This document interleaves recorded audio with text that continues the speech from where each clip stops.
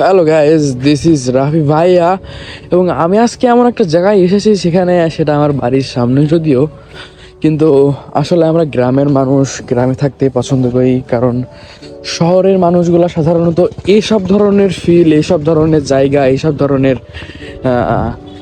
কোনো কিছুই তারা দেখতে পায় না। তারা শুধুমাত্র কলা খেতে জানে, কিন্তু কলা গাছ যে এভাবে হতে পারে বা এরকম একটা সারিবদ্ধভাবে হতে পারে, যে কাদা মাটির মাঝখান দিয়ে যে যেতে যাওয়া লাগে বা কত কষ্ট করে যে কৃষকরা এগুলা তৈরি করে, এগুলা আসলে আমরা শহরের মানুষগুলো কখনোই এই জিনিসটা উপলব্ধি করতে পারবে না।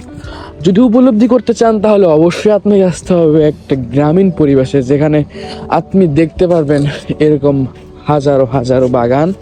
এবং এই সব বাগানগুলোতে কিন্তু শুধু কলা গাছই না, কলা গাছের সাথে সাথে আরও অনেক ধরনের যে ফলগুলো আছে, যেমন ধরেন আপনার পেঁপে গাছ সহ শুরু করে, তারপরে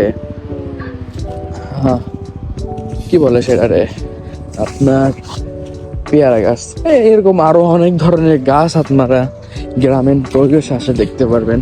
ইটের ভাটা, ইট কিনেন, ইটের ভাটা যে এরকম হতে পারে সেগুলো আপনারা কখনো কল্পনা করেছেন? এটা হচ্ছে ইটের ভাটা, সেটা আমার বাসার সামনে একটু দূরে, এবং এর পাশেই কিন্তু রয়েছে একটা নদী।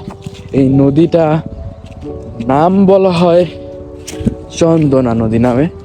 তবে এই নদীর বিশেষত্ব হলো, অনেকদিন আগে শুনেছিলাম যে এই নদী দিয়ে একটা সময় নৌকা চলাচল করতো বা বড় বড় ট্রলার চলাচল করতো, কিন্তু কালের পরিত্রাণে এই নদীটা এখন অনেক ক্ষতির সম্মুখীন হয়ে গেছে। মানুষজনের সঠিকভাবে পর্যবেক্ষণ না করা এই নদীটা এখন ছোট হয়ে গিয়েছে, মাছের সংখ্যাও কমে গিয়েছে এবং সৌন্দর্যটাও কমে গিয়েছে।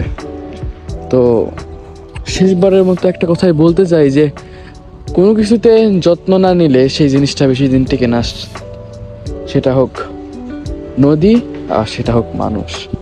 তো আপনাকে এতটাই বোঝাতে চাচ্ছি যে গ্রামে আসেন, গ্রামের পরিবেশকে দেখেন, গ্রামের মানুষের পরিবেশের সাথে মেশার চেষ্টা করেন। শহরে থেকেই নিজের জীবনটাকে ধ্বংস করেন না, একবার আইসেন, দেখেন, ঘুরে যান, অবশ্যই ভালো লাগবে। আসসালামু আলাইকুম, আমি রাফি ভাইয়া আপনাদের তরফ থেকে আজকের মতো বিদায় নিচ্ছি।